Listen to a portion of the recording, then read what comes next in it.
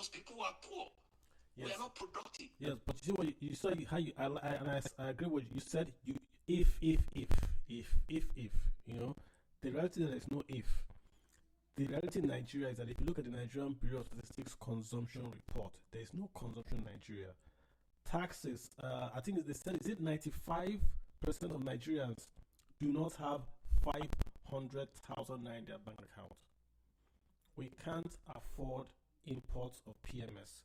We can't afford anything dollar because the Nigerian economy is very, very weak. There is no consumption. So to keep the subsidy means that the government is going to pay for that subsidy. That's what it means. Subsidy is a cost. You have to take the money and pay for it. The problem with the subsidy. Or can you say the attitude of our politicians suggests that Nigeria doesn't have money? This is what I'm saying. This is the refrain. And again, I'm not like I'm defending Buhari, the Tinubu, or the government. No. I am saying that the reality is this. You cannot afford the subsidy. It's 3.5 billion as of today. 3.5 billion. What's the education budget? What's the health budget? So the problem is that the government has not run their affairs in such a way that they can make this argument and win.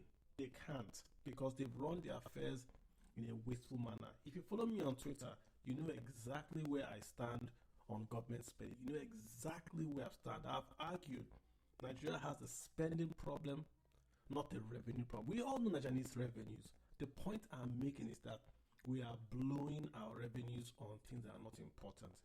We can't afford to to keep a peg. We cannot. Because we kept a peg, we were kicked out of the JP Morgan bond index.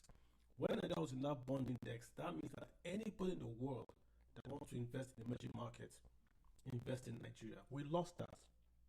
It's like this. If your business, if you have 5 shops and you are buying 5 bags of rice to eat in your home and you now lose 3 of those shops, you can't keep on buying 5 bags of rice. You can't say, oh, because he's buying a private jet, he's spending money, he can afford that subsidy. Yes, it's bad optics, but the numbers don't add up. I've done a report. It's on my Twitter feed. The 2023 report is online. Go to the budget office. You will see the 2023 income and expenditure of the federal government of Nigeria. If you look at that report critically, the total revenues, this is oil, non-oil, cannot service the debt of Nigeria.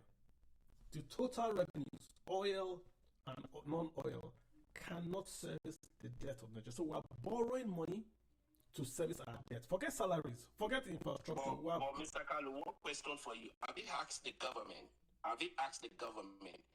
if what they borrowed money into? Because the problem is, even this Tinubu government has gone with supplementary budget twice. I just told you, sir. Why? So, Jay, they keep borrowing. Jay, what are they using the money they are borrowing for? Jay, put it in the economy. Jay, I want you to. Jay, stop deceiving people. Jay, let's not. People are on the space. Lots of people here in the space don't know anything about finance, government finances. So we have to give them the facts. I'm not defending government. I'm giving you the facts. So I'm pointing you to the facts to go do that research by yourself. The Tinubu admin has not spent money responsibly. That is a fact, and I've had to account.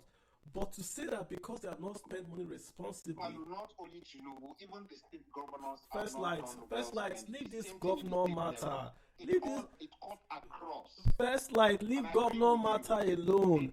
The oil revenues are received by the federal NNPC, the federation. The managers are What I'm saying is this, right? We can't afford it.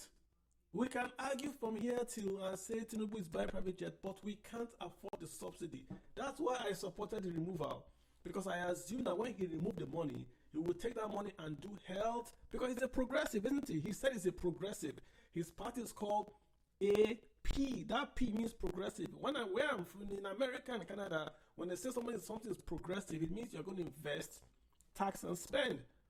But these guys are taxing and we don't know where the money is going to. Jay, I agree with you, but we still can't afford it. There is no way. Pull up the records and show me how we can afford to to fix the naira. It's not affordable. Why do you have to print 22 trillion? My only problem is that everywhere in the world, government pay one kind of subsidy or another form. But to say because IMF just recommends something to us, we just take it hook, line, and sinker without tinkering with those things and align it with our own reality is where I have the issue. But that's not the government is living life. The politicians are living life. You're saying if government cannot afford a subsidy of forex, government cannot afford subsidy on PMS. What kind of subsidy can government afford? I told you I live in Canada. There are different forms of subsidy for the poor, one way or the other. But Nigeria is not. Nigeria is not Canada. And I'm not making it. Okay, hang on. I don't want to mute you. It is wrong for. I don't want to mute you. You made me mute you. I don't mute people on my space, sir. You are making the argument over and over like we're arguing with you. We're not arguing with you. The reality is this. Nigeria is not Canada. Your economy has been mismanaged. It's been mismanaged. It didn't start from it's been mismanaged. Go on my Twitter feed. I just told you now how the northern Nigeria was supplying Nigeria with forex from 1962. Where are they today? Where are the bags of granite today? Where is it today? So the reality is that the economy is mismanaged. We can't argue and say because the federal government is wasting money, let's not waste more money. It doesn't make any sense. I'm sorry. Let me stop there. I don't want to. Let me stop there. Let me That's get. Right. Aisha, how are you doing? Aisha, hopping. I'm very well, thank you. I want to take it from another angle, and I think the angle that I want to take it, most people might agree with me and might not. I'm not looking at it. I should really look at immediate terms, but I'm looking more or less like medium term, short term, medium term. And the area I'm sort of concerned about is the 1999 Constitution. It's one of the things that was on the list of the protesters. And this Constitution has been a major problem for the whole of that construct called One Nigeria. I'm sorry, I'm going to record myself. I know this is important. I don't believe in the concept of Nigeria anyway. I believe in self-determination. I'm a self-determination advocacy for Yoruba Nation. But having said that, the Constitution is a problem. And what is President Tinubu going to do with regards to allowing each of the ethnic nations in that space to have resource control? Because this mono economy, this dependency on oil is killing that space. The lack of ethnic nations within Nigeria not having control of their resources puts that space at a disadvantage, because Nigeria as a whole is a very wealthy geographical space. We have more than oil, but the states are constrained because of this executive list. Why is it that they have to go cap in hand to ask for permits to mine the God-given resources? Why not free up and then remove this dependency on one resource when there are so many resources in the land? It's a wonder that there's mismanagement. Then there's the 1999 Constitution, which is holding a lot of ethnic minorities within that space back from developing at their own pace. Might be a mono economy. There's so many minerals in the ground that could develop that space and allow each region to develop at its own pace. But it's just this dependency on one source wonder that the place is broke.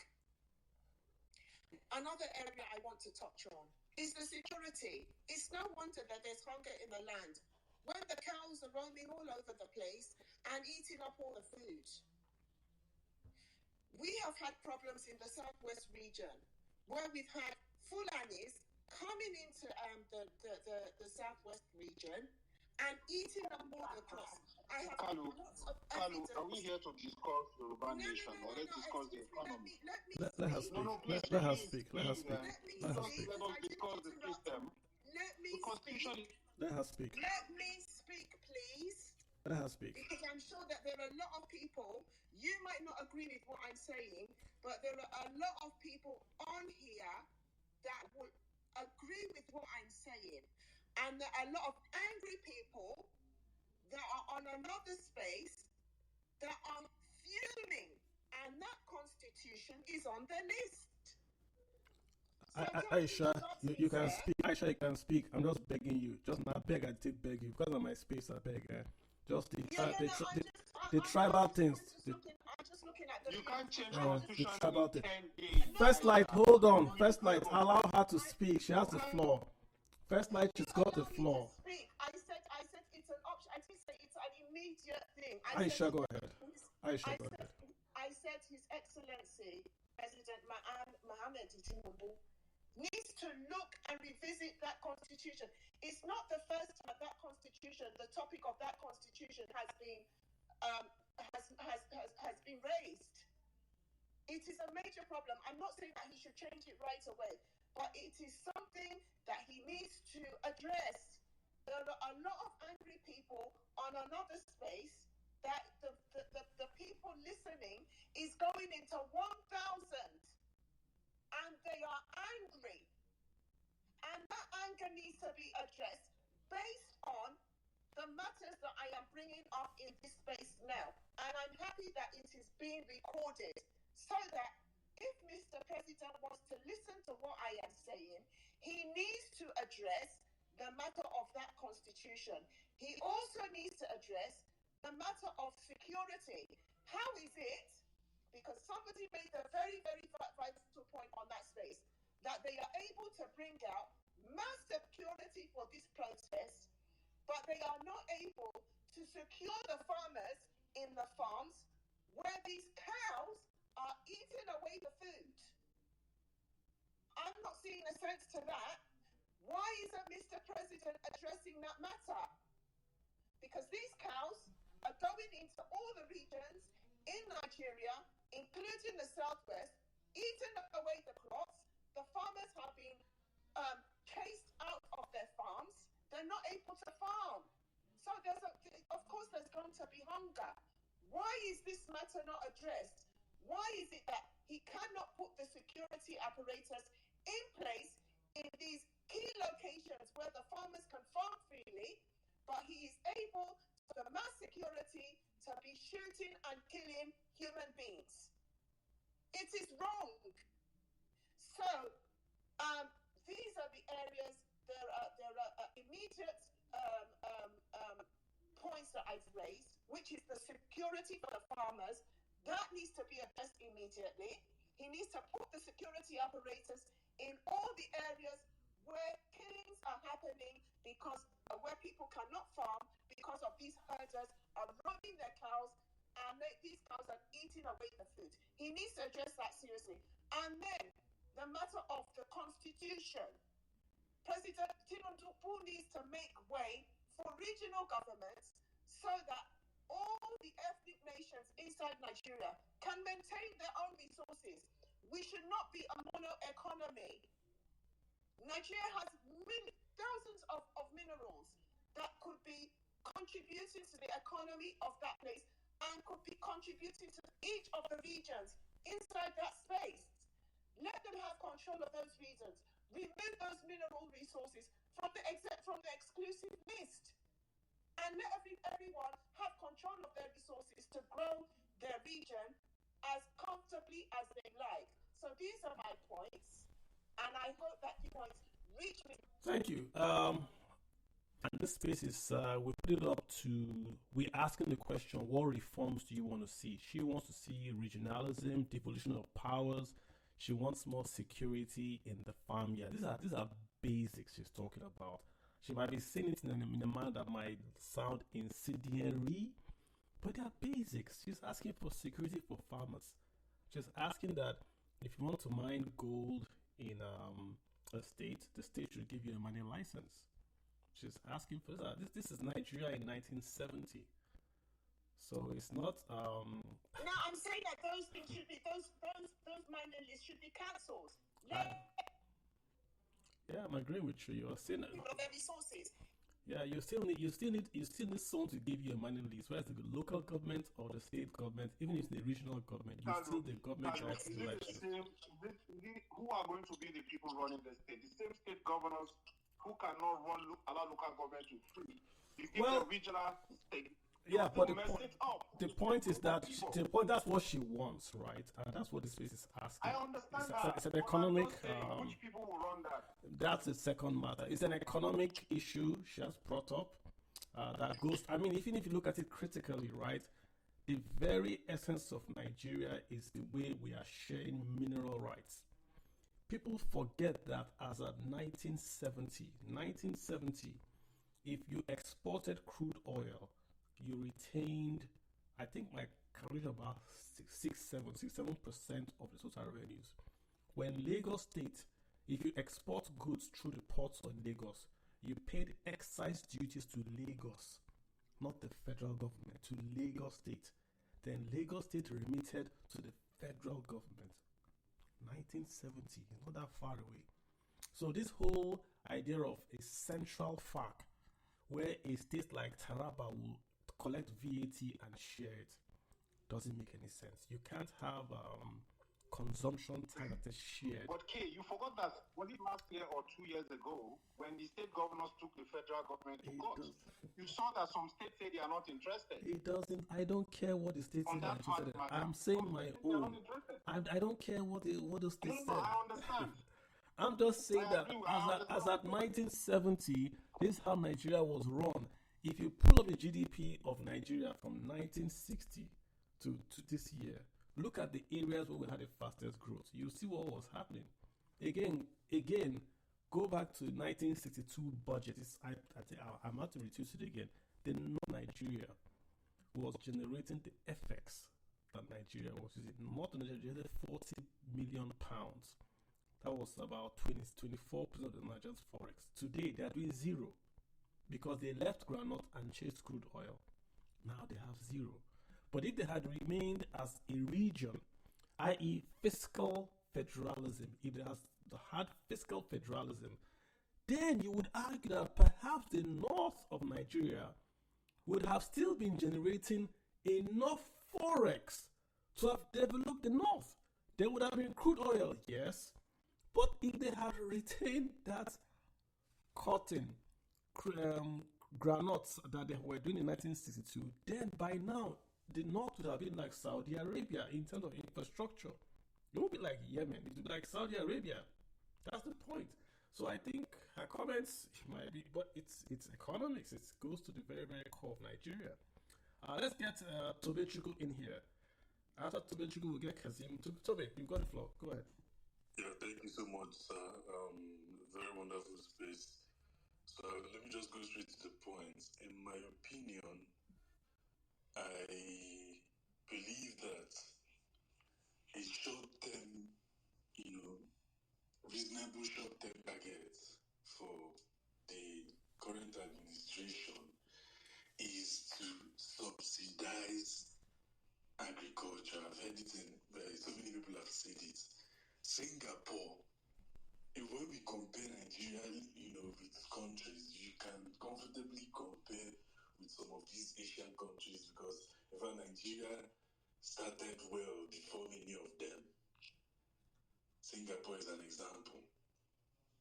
As at 2023, just yesterday, they announced that they were subsidizing about 5 million hawker meals for 12 months. These are about the farm, that farm oil is standard. When you remove subsidy from things like oil, PMS, you channel it to things like agriculture and transportation that are within. You don't need to spend dollars to subsidize food grown within. You don't need to use dollars to subsidize transportation.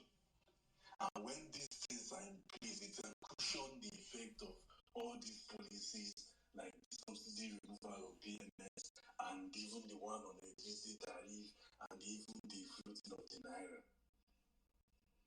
The second thing that I wanted to point out was the issue of what's it called? Issue of constitution. I respect everybody's opinion, but someone said the constitution cannot be changed in 10 days. What is the constitution? Let's say, for example, now that the Electoral Act is amended and passed, and it passed first reading, second reading, and is amended into the law. It becomes part of the constitution. These things can be done in as little as 1 week. If they want to do We it. saw how the new national anthem was passed so speedily. We have been clamoring for Electoral Act for the transmission of votes since 2020 in the past administration. Correct me if I'm wrong. The third thing I wanted to bring up, which was very important, I lost my train of thought. I'm trying to pick it back up. It has to do with the economy. And the current plight of Nigerians. But let me rest my case for now until it was very important. It just escaped my memory. But the thing I wanted to, the first thing was the subsidizing of what is happening in subsidy of agricultural products, even down to basic meals of Nigerians. If a country like Singapore can subsidize hawker meals, what is stopping the Nigerian government? Yeah, well said. So, well said. I agree with you that if we can be in 1 week or we can pass anything we want to pass. If we agree today that we can pass a bill, it can pass. So that's not Hello, Carlo. First light.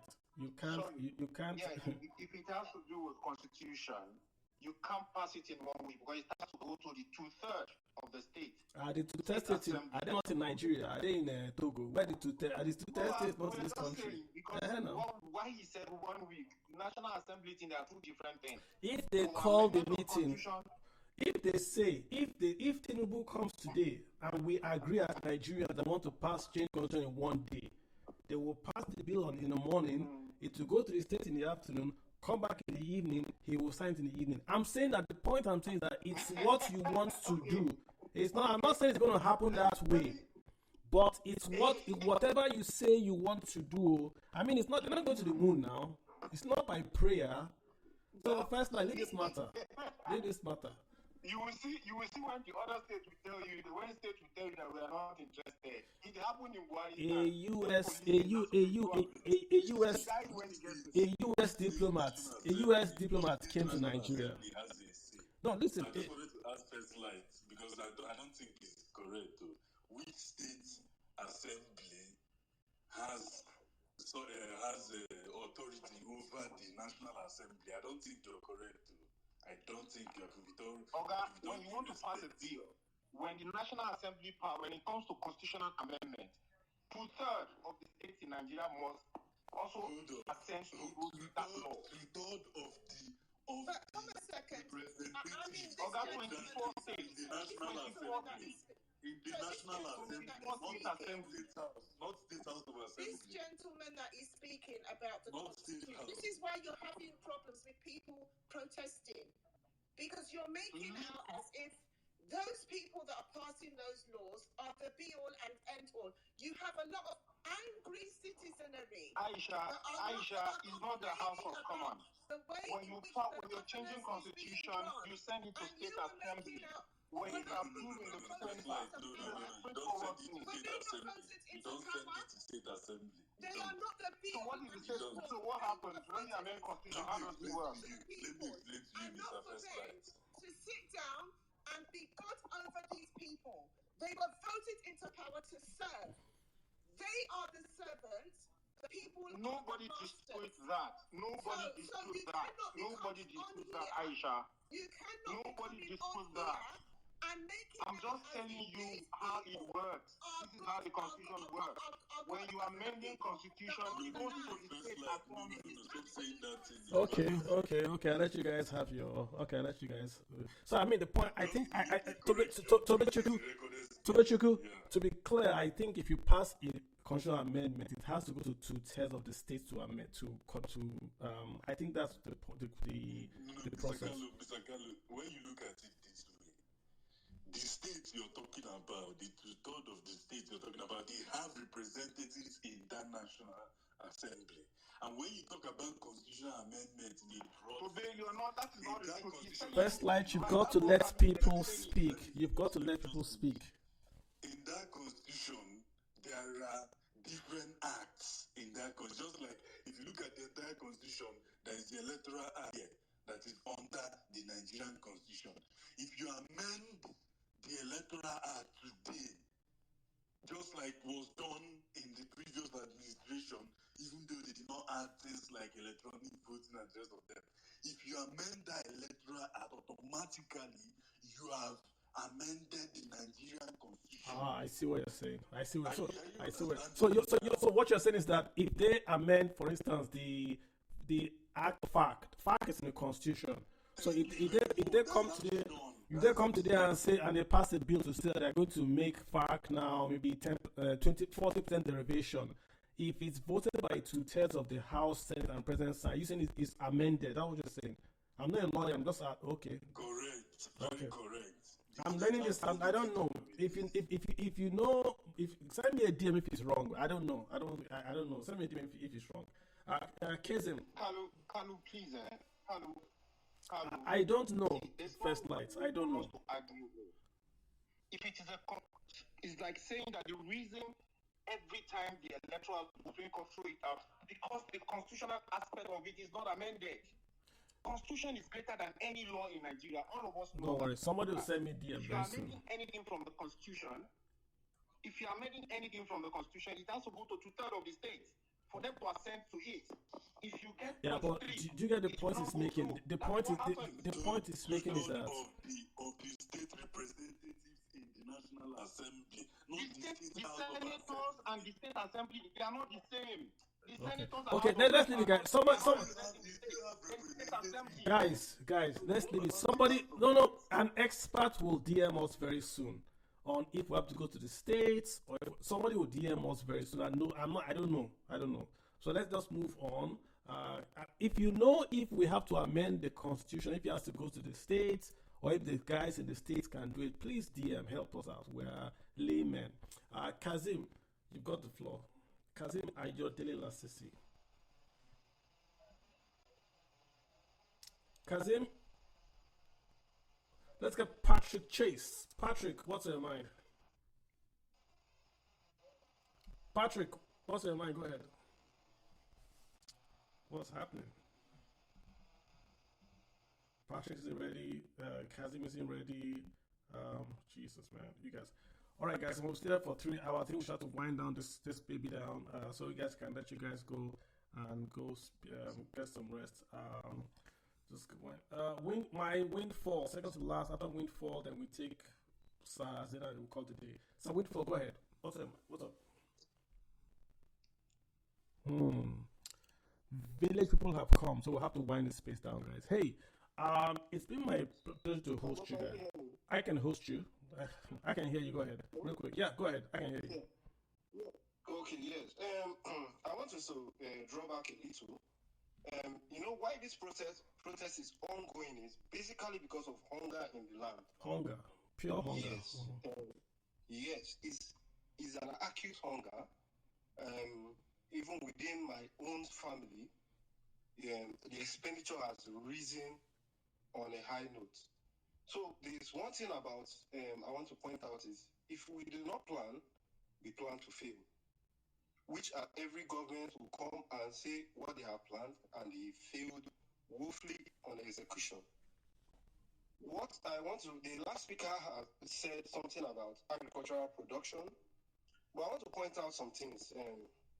During my own time, a lot of research institute has left the space.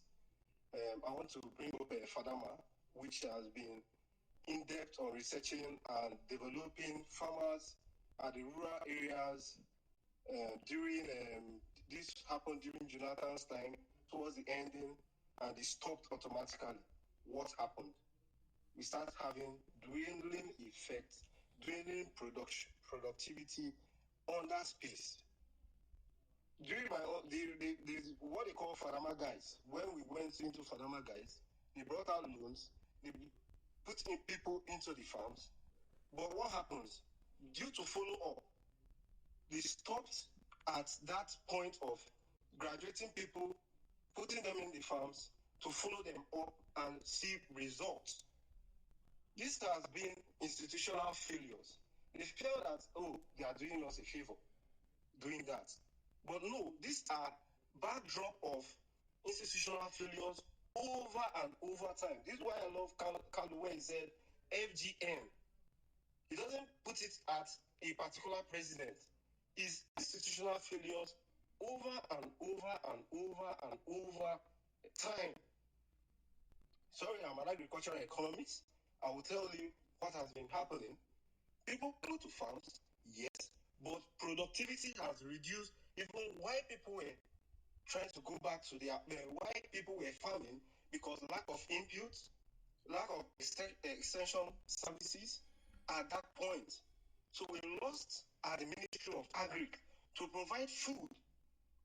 Remember, before these Fulani herdsmen were going into the farms or destroying the farms, they were already ringing a bell that our agricultural output was declining because we invested heavily on what we import, eat, and that is it. Now, look at our various banks, the agricultural development banks and the BIO and what have. What do they have for agriculturists? Of course, right now, even Tinubu said there's nothing in the bank of the agricultural development bank or what they call it, I don't know, the agri banks. It's no longer functioning. So where would the farmers get loans? Because here, Nigeria is peculiar to small farmer holders. We don't have that large scale farmers right here in the southeast, in the south. We don't really have those large scale farmers. We only depend on smallholder farmers, which comprises 80% on our production output. So when you look at this, it's I don't know how is a digression is we are talking one thing and we are doing the other part. So investment in those research institutes, investment putting money where they should be to grow those farmers. So we can't just stop importing when we cannot produce 50%. Look at what happened. The immediately Buhari regime said, no, we are not going to import rice anymore. What happened? The prices went up drastically. So we can't ban, I'm coming from what the former speaker said, we can't ban what we cannot produce 50% as a shock. The increase of food over and over and over and over time. It crops up. It doesn't start from one government. So the other speaker, like Aisha has said, she don't put out her statement properly. It boils down to resource control. Imagine maybe there are some things I want to invest, like there's some investors that came in and said they want to mine in Ebonyi State, lithium and the rest. We had to go to Abuja in order to get some licensing permits, some some certifications in order to start up the project. But if we have those things right here in our locality, it could have gone a long way. It could have gone faster. Development states can now develop themselves immediately. I agree. I agree. I agree, Patrick. I don't. Go ahead. If we have to always go to Abuja to get licenses, certifications, that means we are not going anywhere, because by the time you get there, they will ask for one a bribe or the other, or to make that project not to be successful. So you see that we have systematic failure over. It's not that the constitution is wrong, but there's implementation. Everybody is looking out for what is going to enter his pocket. I mean, if we simply did, even if we took this bad constitution and we simply did our job, things would be better. I mean, that's the way I look at it. I mean, even if we took this bad one, this one that says we have to go and get license from Abuja to mine gold in Osun State, the point is that we are still doing a bad job. I prefer we go back to 1970, the regional approach, have if you ask me, change FAC, scrap FAC or amend it. Scrap the Land Use Act or amend it. If you take away those two policies, the Nigerian GDP will double. We are looking for money outside. The Land Use Act is keeping 3 to 6 trillion unused. 3 to 6 trillion unused, because you have land, which means there's no equity. Without equity, there's no credit. Without credit, you can't take a loan or invest. It's just dying there, doing nothing. Reform Land Use Act, you've released capital that can now be traded. Reform FAC and say there's no FAC, or that FAC is going to be sort of reformed. That if you kill a cow, you eat the bulk of the cow. Then there will be more cows, there will be more maize, there will be more cakes grown. We will not have a situation where in Nigeria that we are leading the country as at 1962 in Forex will abandon their Forex earner and chase after the allure of crude oil. That's what happened. And now they've really got nothing to show for it in terms of Forex generation. You will not have that anymore. So those two, Land Use Act, FAC, you got to amend them. If you amend them, then you create a structure where the state, even if you don't have a confederacy or regional government, you have a state where a state government is issuing PLC licenses. It has its own stock exchange. It can control the resources within its own borders. It can tax, reduce taxes, increase taxes within its own borders. So every state becomes an economy. You now have 36 states, like an American economy, where you have 36 states that are competing, looking for investments.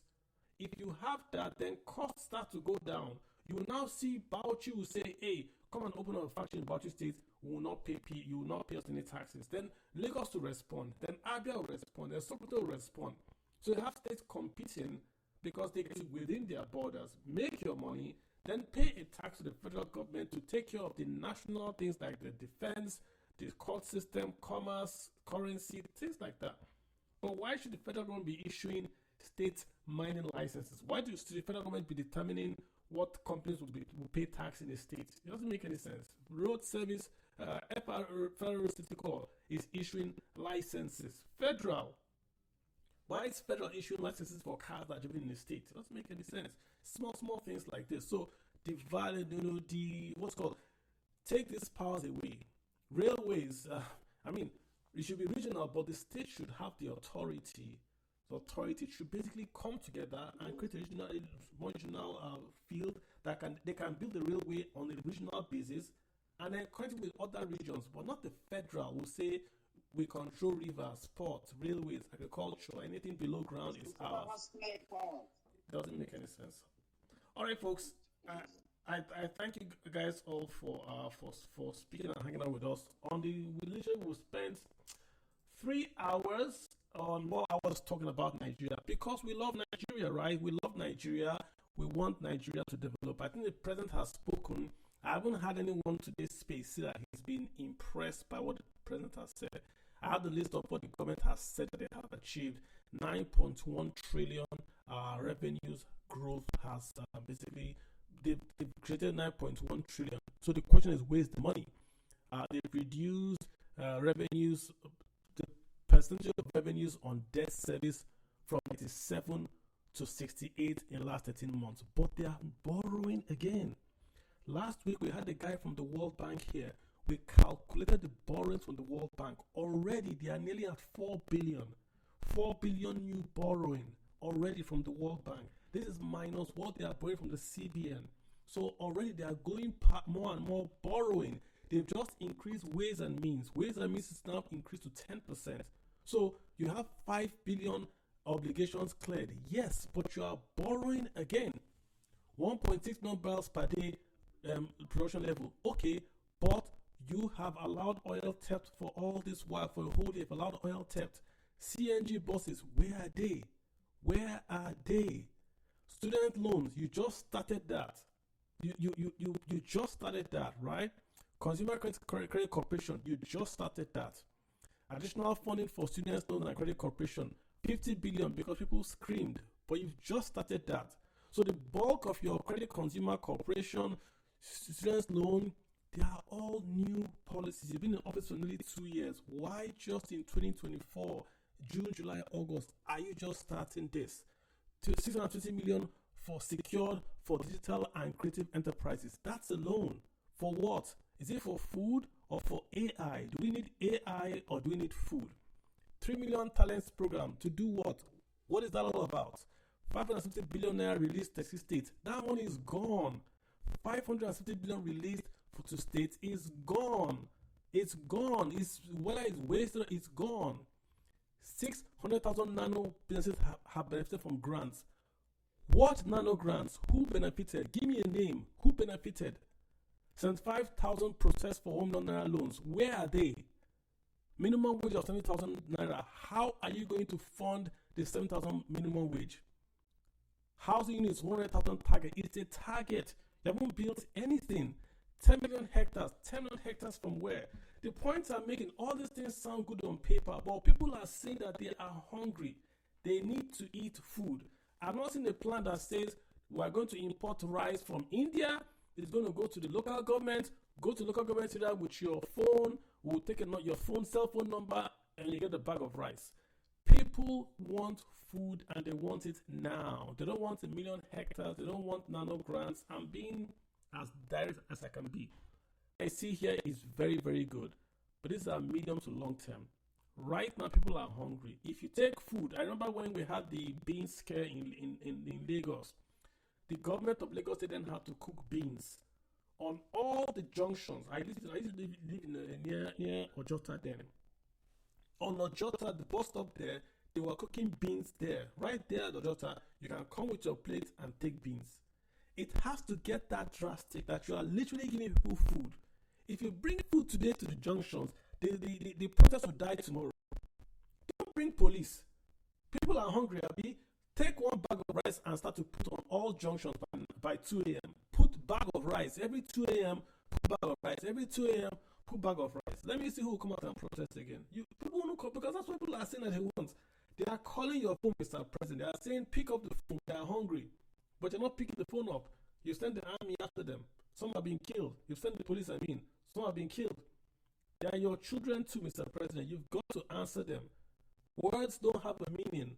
Someone said, let them eat cake. Those are words. People want actions. You've got to address this.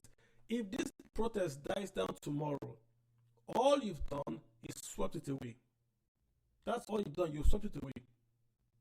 If the hunger is not swept away, it may come back.